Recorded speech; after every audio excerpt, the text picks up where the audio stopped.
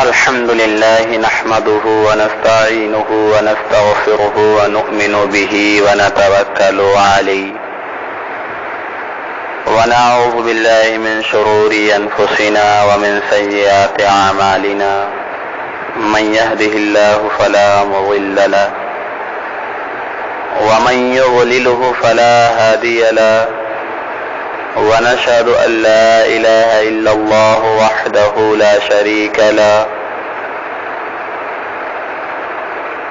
ونشهد أن محمدا عبده ورسوله وقال تبارك وتعالى في الكلام المجيد والفرقان الحميد قل إن كنتم تحبون الله فاتبعوني يحببكم الله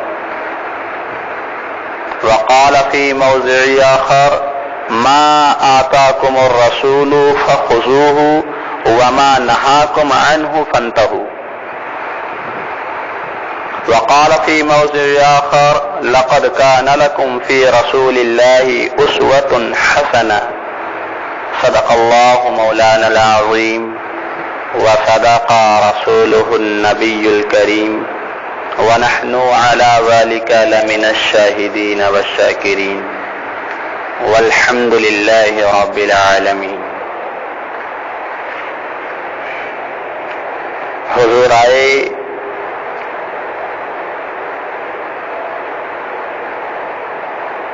تو تمام دنیا جگمگا اٹھی. شاعر کہتا ہے بدی کا زور تھا ہر سو جہالت کی گھٹائیں تھی فساد و ظلم کی چاروں طرف پھیلی ہوائیں تھی. ذرا سی بات پہ تلواریں چل جاتی تھی آپس میں تو پھر جنگ آتی ہی نہ تھی دو چار کے بس میں.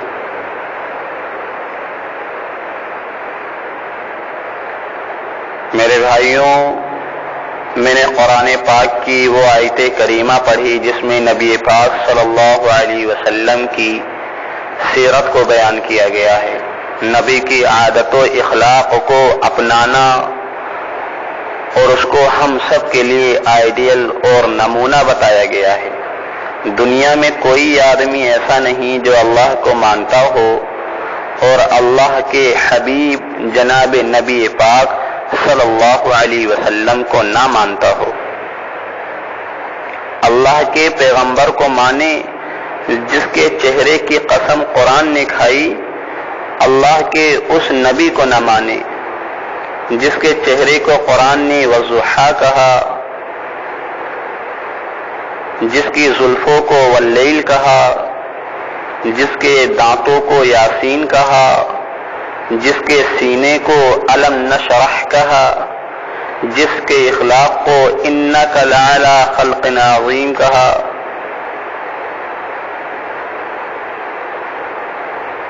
جس کی چادر کو مدثر کہا، جس کے کمبل کو مزمل کہا، اور جس کی آنکھوں کو ما زاغ البصر وما طغى کہا، جس کے آنے کو لقد جاءکم رسول من انفسکم کہا، جس کی رحمت کو رحمتا للعالمین کہا،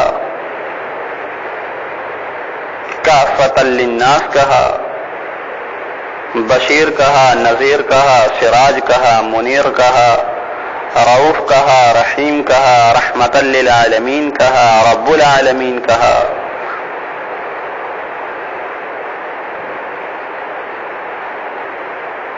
میرے نبی کی نسبت جس چیز سے جڑ گئی وہ چیز اعلیٰ. جس چیز کی نسبت میرے نبی سے جڑ گئی، حضور سب سے اعلیٰ ہیں. حضور جس رات میں آئے وہ رات تمام راتوں سے اعلیٰ برکت والی رات. جس شہر میں حضور آئے وہ شہر تمام شہروں سے اعلیٰ بلند برکت والا شہر. حضور جس گھڑی میں آئے وہ گھڑی باقی گھڑیوں سے اعلیٰ جس مہینے میں آئے وہ مہینہ تمام مہینوں سے اعلیٰ، حضور جس دور میں آئے وہ دور تمام دور سے اعلیٰ، حضور جس خاندان میں آئے وہ خاندان سب سے اعلیٰ، حضور جس بستی میں آئے وہ بستی تمام بستیوں میں سب سے اعلیٰ، حضور نے جس پتھر پہ قدم رکھا وہ پتھر سارے پتھروں سے اعلیٰ، حضور جس گلی سے گزرے وہ گلی سب گلیوں سے اعلیٰ، حضور جس راستے پہ آئے وہ راستہ سب راستوں سے اعلیٰ، حضور مسکرائے تو وہ گھڑی سب سے اعلیٰ، حضور نے دعا مانگی تو وہ گھڑی سب سے اعلیٰ،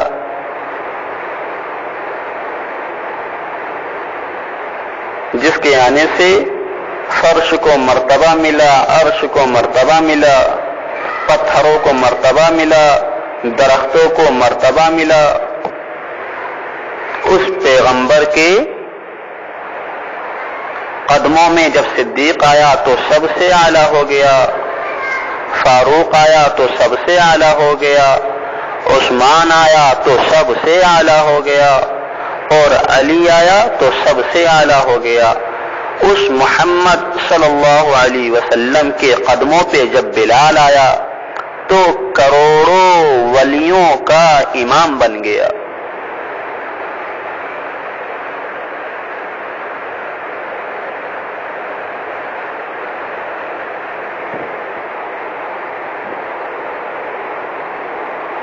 ایک آدمی کہنے لگا کہ اگر حضور کو ہی آنا تھا تو حضور ہی آ جاتے، حضور کے آنے سے پہلے آدم کی کیا ضرورت؟ آدم سے لے کر عیسیٰ تک نبیوں کو کیوں بھیجا گیا؟ حضور کے آنے سے پہلے انبیاء کیوں بھیجے گئے؟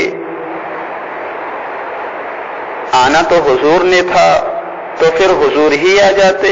حضور سے پہلے 1,24,000 انبیاء کیوں آئے؟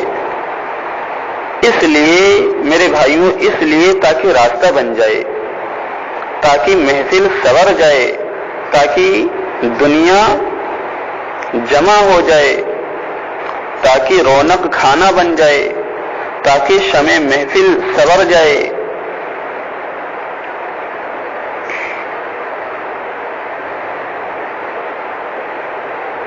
مقتدی آگے، اب امام آتا ہے۔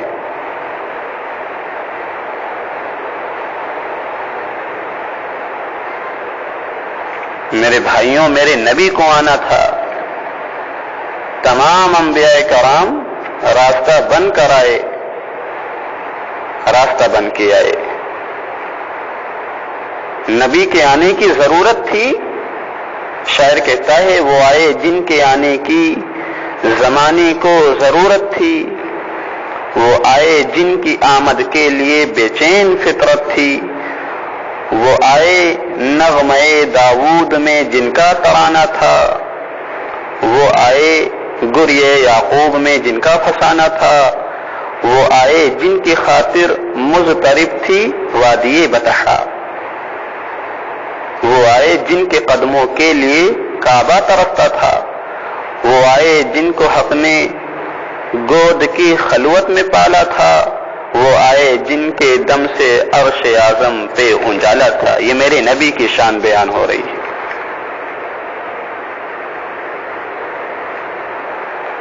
میرے نبی کا مقام بیان ہو رہا ہے۔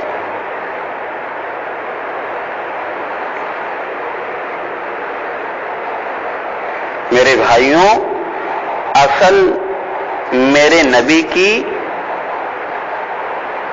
سیرت ہے، کوئی آدمی حق نہیں ادا کر سکتا۔ حضور صلی اللہ علیہ وسلم کے نام پر، حضور کے ذکر پر 3 چیزیں سامنے آتی ہیں۔ 3 چیزوں کو سمجھ لو، انشاءاللہ تم سمجھ جاؤ گے بات۔ ایک ہے میلاد، ایک ہے نبی کی سیرت، اور ایک ہے میرے نبی کی تعریف۔ ایک ہے میلاد، میلاد کے معنی پیدائش۔ ایک ہے میرے نبی کی سیرت، میرے نبی کی زندگی۔ ایک ہے میرے نبی کی تعریف۔ میلاد کا معنی ہے میرے نبی کی پیدائش بیان کرنا، میلاد کا معنی ہے میرے نبی کی ولادت کی جگہ کا ذکر کرنا۔ یہ اہل سنت کے نزدیک ایک عبادت ہے، لیکن نبی کی ولادت کی خوشی سب نے کی، ولادت پر خوشی ابو طالب نے بھی کی، ابو لہب نے بھی کی، لیکن ولادت کی خوشی ان کو جنت میں نہیں لے جا سکتی۔ میرے بھائیوں، یہ غور کرنے کا نقطے والی بات ہے، سمجھنا چاہیے اسے۔ ولادت کی خوشی انہیں جنت میں نہیں لے جا سکتی۔ اور دوسری چیز ہے نبی کی تعریف کرنا۔ اب دیکھیے حضور پاک صلی اللہ علیہ وسلم کی تعریف ابو طالب نے بھی کی۔ ابو طالب نے کہا ان دین محمد خیر ادیان بریہ، اے بھتیجے تیرا دین ساری دنیا کے دینوں کا سردار ہے۔ وہ ابو طالب نبی کا چچا ابو طالب نبی کی شان میں کیا کہتا ہے؟ اے بھتیجے تیرا چہرہ اتنا حسین ہے کہ تیرے چہرے کی بدولت آسمانوں سے بارش آتی ہے، تیرا چہرہ اتنا حسین ہے کہ یتیموں کا آسرا ہے، بیواؤں کا سہارا ہے۔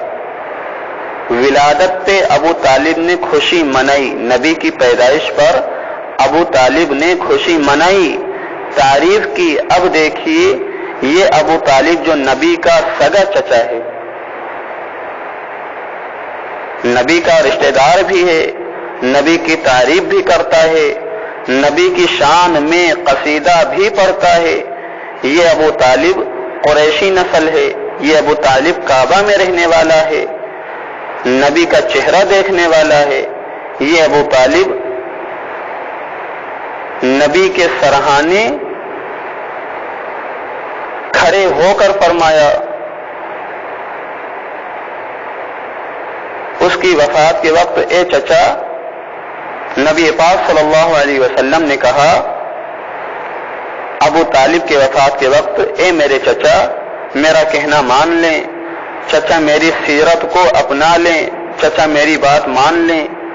تو یہ ابو طالب کہتا ہے کہ بھتیجے میں آگ پسند کر سکتا ہوں، میں آر پسند کر نہیں سکتا، میں تیرا کلمہ نہیں پڑھ سکتا، میں تیری تعریف کر سکتا ہوں، تیری تعریف کروں گا لیکن تیرا کلمہ نہیں پڑھ سکتا، میں تیری شان میں قصیدہ پڑھ سکتا ہوں لیکن تیری بات نہیں مان سکتا۔ میرے بھائیوں توجہ کریں، یہ ابو طالب جس نے نبی کی ولادت پہ خوشی منائی تھی، یہ ابو طالب میرے نبی کا سگا چچا جس نے نبی کی شان میں قصیدہ پڑھا تھا، یہ ابو طالب جو نبی کی تعریف کرتا تھا، یہ ابو طالب جو نبی کا چہرہ دیکھتا تھا تو خوش ہوتا تھا، نبی کی پرورش کرنے والا، تجارت کی غرض سے میرے نبی کو ساتھ لے جانے والا، نبی کو اپنے ساتھ رکھنے والا، جو کعبے کی زیارت کرتا تھا، یہ ابو طالب جو نبی کو سینے سے لگاتا تھا، محبت کرتا تھا، یہ ابو طالب جو نبی کا سگا چچا تھا، ابو طالب اس کو جنت میں چچا ہونا،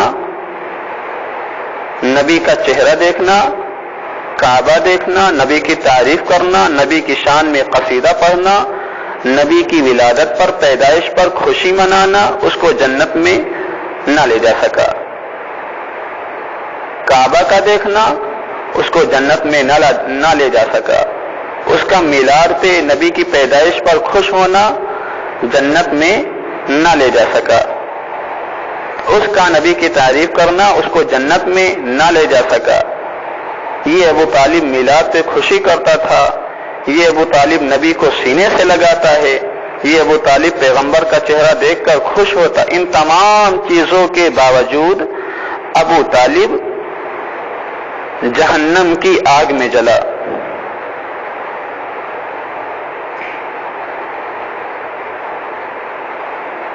اور دوسرے آدمی کو دیکھ لیں، اس کا رنگ کالا ہے، اس کے ہونٹ لمبے لمبے ہیں، اس نے نبی کی شان میں کوئی قصیدہ بھی نہیں پڑھا، اس نے کوئی تعریف نہیں کی، بڑے بڑے کلمات بھی نہیں پڑھے، وہ قریشی نسل بھی نہیں ہے، نبی کا رشتہ دار بھی نہیں ہے، وہ عربی زبان نہیں جانتا، اس نے کعبے کی زیارت کبھی نہیں کی، وہ مکے میں کبھی نہیں آیا، اس نے نبی کی سیرت کو سینے سے نہیں اب اس نے نبی کی سیرت کو، ان تمام چیزوں کے باوجود نبی کی سیرت کو اس نے سینے سے لگایا، نبی کی سیرت کو اس نے مضبوطی سے پکڑا، تھامے رکھا، نبی کے کردار کو سینے سے لگایا، نبی کے اخلاق کو سینے سے لگایا، پیغمبر کی سیرت کو اپناتا رہا، اتنا مقام پا گیا، اتنا مقام اس کو مل گیا کہ ٹہلتا ہے مکے کی گلیوں میں اور اس کے قدموں کی آہٹ جنت میں ہو رہی ہے۔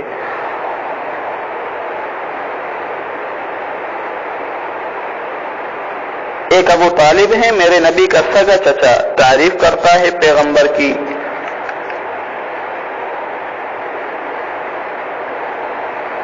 لیکن پھر بھی جنت میں نہ جا سکا۔ میرے بھائیوں، معلوم چلا اگر تعریف کرنے سے جنت میں کوئی آدمی جاتا تو دنیا کا کون سا کافر ہے جس نے میرے نبی کی تعریف نہیں کی؟ اگر نبی کی شان میں ترانہ پڑھنے سے آدمی جنت میں جاتا تو بڑے بڑے کافروں نے نبی پاک علیہ الصلوۃ والسلام کی شان میں بہت ترانے پڑھے، لیکن وہ عاشق رسول نہیں کہلائے۔ ترانہ پڑھنے سے، محبت کا دعویٰ کرنے سے، نبی کی تعریف کرنے سے، میلاد منانے سے کوئی عاشق رسول نہیں ہوتا۔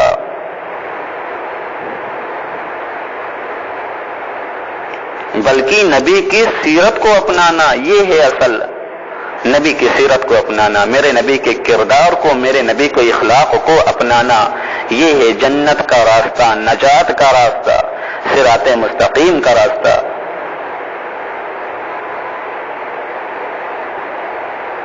اور حضرت ابو درداء ہیں، میرے نبی نے فرمایا مسجد نبوی میں لوگوں سے، اے لوگوں بیٹھ جاؤ، ایک لمحے میں سب کے سب بیٹھ گئے، حضور اٹھ کر باہر جانے لگے تو آپ نے دیکھا کہ ایک صحابی کا پاؤں مسجد کی دہلیز کے اوپر ہے، ایک نیچے ہے، وہ وہیں بیٹھا ہوا ہے، ایک پیر اوپر ہے، ایک پیر نیچے، اور وہ صحابی وہیں بیٹھا ہوا ہے۔ حضور نے فرمایا تو سیدھا ہو کر کیوں نہیں بیٹھا؟ اس نے کہا کملی والے، جب آپ کا حکم میرے کانوں میں آ گیا تو میرا ایک پیر اوپر تھا، ایک پیر نیچا، میں اسی حالت میں ٹھہر گیا کہ اگر اوپر والے پیر کو نیچا کروں گا تو آپ کے حکم کی نافرمانی ہوگی۔ اے میرے آقا، میں نے اپنے ایک پیر کو اوپر ہی رکھا، آپ کے حکم کے اوپر میں نے عمل کیا۔